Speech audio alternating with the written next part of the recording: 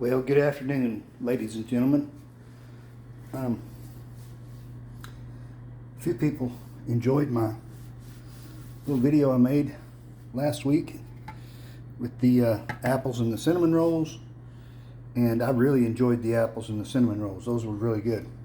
So somebody suggested I try this recipe out, and so that's what we're going to do. Already got everything ready for the most part, so we're going to jump right into it. This is going to be a kind of a sort of peach cobbler, and we're going to use some Duncan Hines perfectly moist buttered golden flavored cake. We're going to use a little sugar, a little cinnamon, some peaches, 2 cans regular size, stick of butter, secret ingredient. I'm not going to tell you what that is. This is experimental. Now, the pan's already greased up and ready to go. So, let's set this down. And what we're going to do, go ahead and put that secret ingredient in first thing. And then, we're going to put these peaches in there. Right like that. We're going to pour them in. 2 cans. And I wasn't sure. It said on the recipe 1 large can. Or if you're doing a bigger pan, 1 large can and 1 smaller can. And so I'm thinking that I probably got the wrong size cans, but there's a life lesson here that I'll tell you what that is in just a minute. Now, got to sprinkle some sugar, because the peaches, the recipe says, can tend to be a little bit tart. So we're going to sprinkle a little sugar on them just to sweeten them up a little bit. That's probably good. About one teaspoonful, maybe 2 teaspoonsful. Now, next thing, we're going to sprinkle a little cinnamon. Y'all know from last time that I like cinnamon. And you notice I didn't chop up these peaches. And that's because peaches are good no matter what the size. So we're not going to chop them up. That's probably good. Let's have a look. See, peaches look a little thin, but the cinnamon looks pretty good, so we're going to call it good. Now,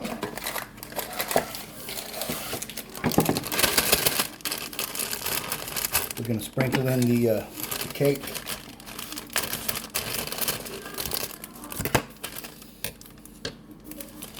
And we're just going to kind of sprinkle it in there till we get it all in. It's right on top of those peaches, right on top of that peach juice. Man, this smells good. If it smells this good while it's cooking, I'm going to be one hungry camper by the time it's done.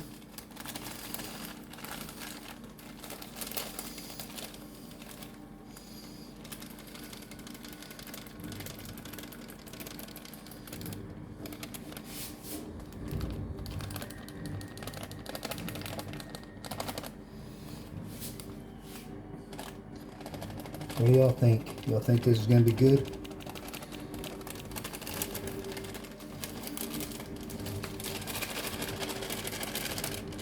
Okay, I got all the liquid, all the juicy stuff covered up. Let me get the rest of that in there. Throw that away. Then I'm going to take this little spoon here and kind of just knock down the high spots. That's what you learned when you spend your life doing a lot of concrete work. You learn how to knock down the high spots. So that's looking pretty good. Alright. Now we're going to take a knife here, and we're just going to kind of punch a few holes. Wait, first things first. I was getting ahead of myself. Butter. Stick of butter, melted. And we're going to kind of drizzle this on the top here.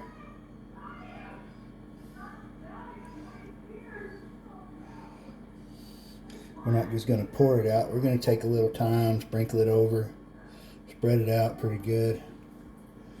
We don't want to just dump it all.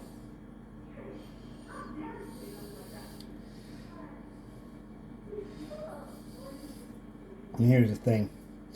The recipe my friend gave me wasn't explicit. It said just drizzle it on. Well, I don't know. I don't know what drizzling is.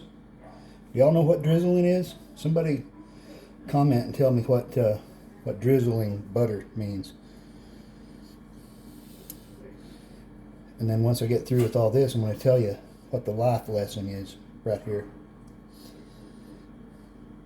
With the apple cinnamon roll doodads and with the this peach cobbler thingamajiggy. Or it could be a peach cobbler hootis, I don't know. Alright, we're getting some pretty good butter all over the top of this now. It's looking pretty decent.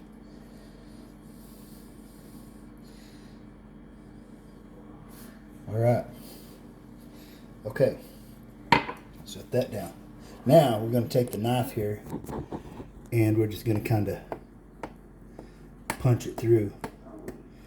Let these ingredients kind of blend together. Right? Get some of the butter down into the juice, some of the juice up into the top.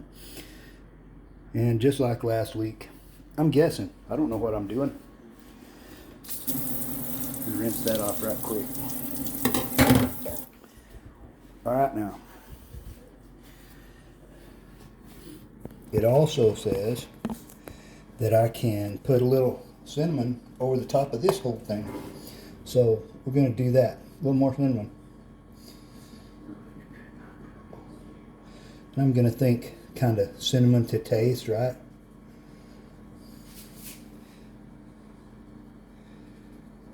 And so this is looking pretty good. I like it. A little right there. I like it a lot.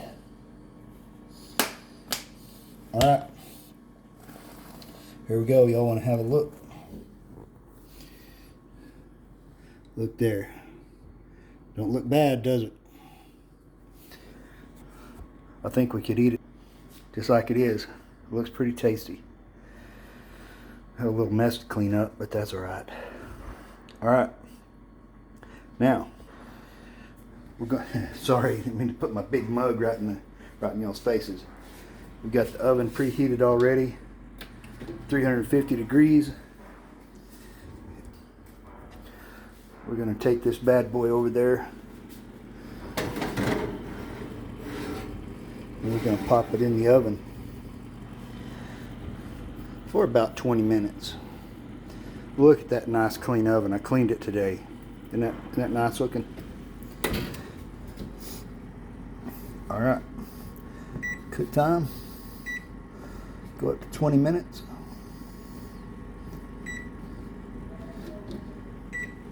There we go. Okay, y'all. I'll talk to y'all again here in 20 minutes. We'll see what this thing looks like. Alright. We're getting close to time. About 5 minutes or so left to go. So I do a little cleaning right quick before I pull the deliciousness out of the oven. And I had mentioned about a life lesson. And it's a big lesson. I learned it a few years ago. You know, we always like for things to be perfect. We want everything. We want the perfect house. We want the perfect life, the perfect car, the perfect wife, perfect husband, perfect kids. Well, guess what, folks? Things ain't perfect. Nothing is perfect. Somebody else, you're looking at them, and you think they've got a perfect life. And I'm going to tell you, they don't. They have fights with each other. The things they have were hard won, hard fought for. They fought with disease. They battled with everything you can imagine.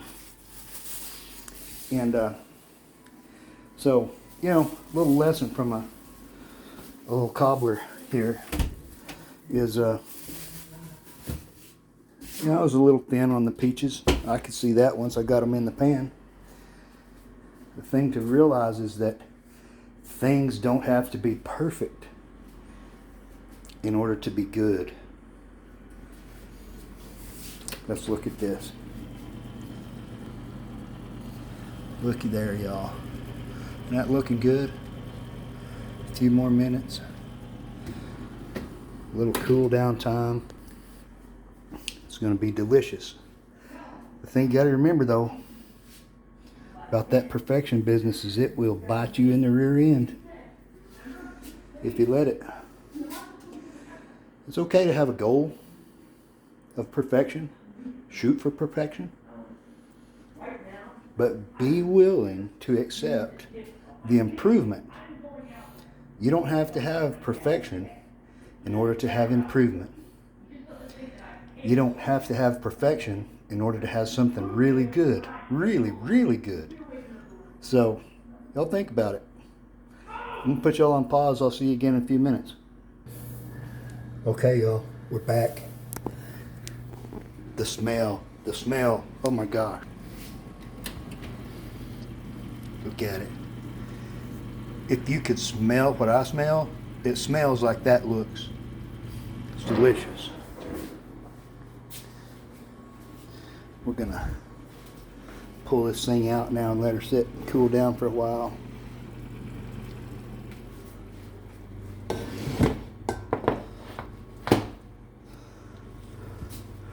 I think it looks pretty good. We're gonna come back here in just a little bit, do a taste test on that thing, and I think it's gonna be yummy. I think it's gonna be absolutely yummy. Okay, ladies and germs. I don't know how hot this thing is. It could burn the living out of me. But we're going to pile off into it and give it a try.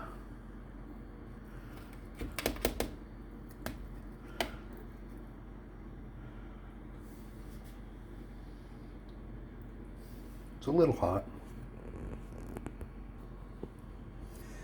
There's that halo again. Let's give it a try here.